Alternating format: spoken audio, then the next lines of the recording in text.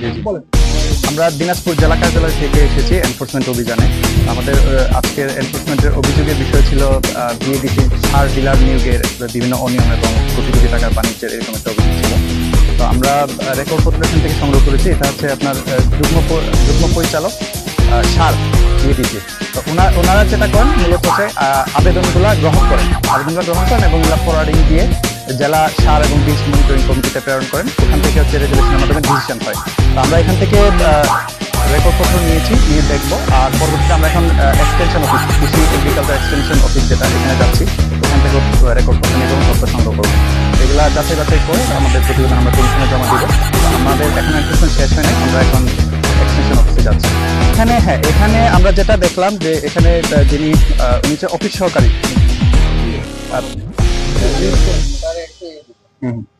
যে পিও যিনি ব্যক্তিগত কর্মকর্তা, উনি মূলত আবেদনগুলো গ্রহণ করেন। যে সার ডিলারশিপের জন্য যারা আবেদন করেন এই আবেদনগুলো গ্রহণ করেন, কিন্তু উনি কোনো রেজিস্টার মেনটেন করেন না। রেজিস্টার তো উনি যে রিসিভ করলেন, কয়টা আবেদন রিসিভ করলেন এবং কয়টা আবেদন রিসিভ ফরওয়ার্ডিং এর মাধ্যমে এখান থেকে এদের অফিস থেকে পাঠানো হলো জেলা সার এবং বীজ মনিটরিং কমিটি ডিসিশন নেওয়ার জন্য, তো এই রেজিস্টারটা উনি মেনটেন করেন না। তো আমরা বলেছি যে এই রেজিস্টার ক্লিয়ারলি মেনটেন করতে হবে।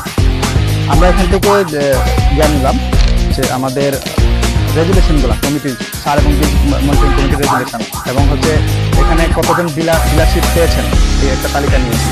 আমার নাম খায়রুল বাশার, সহকারী পরিচালক। আর আমার এখানে আরেকজন সহকারী পরিচালক আছে ইসমাইল হোসেন, আরেকজন আছে আমাদের